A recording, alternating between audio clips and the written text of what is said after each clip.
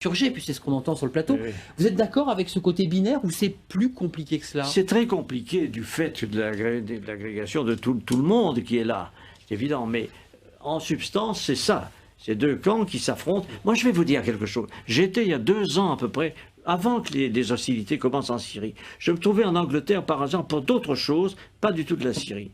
J'ai rencontré des responsables anglais.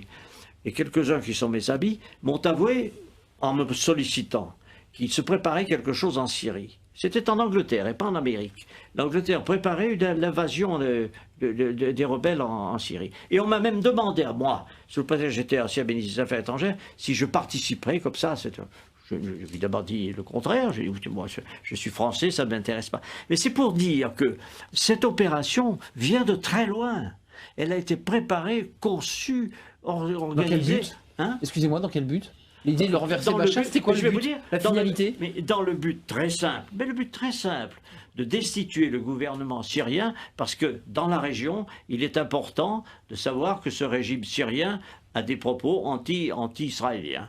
Et que par conséquent, tout ce qui bouge dans la région autour, moi j'ai la confidence du Premier ministre israélien qui remonte très longtemps, qui m'avait dit on essaiera de s'entendre avec le Premier ministre, avec les États autour. Et ceux qui ne s'entendront pas, on les abattra. C'est une politique, c'est une conception de l'histoire. Pourquoi pas, après tout? Mais il faut le savoir. Frédéric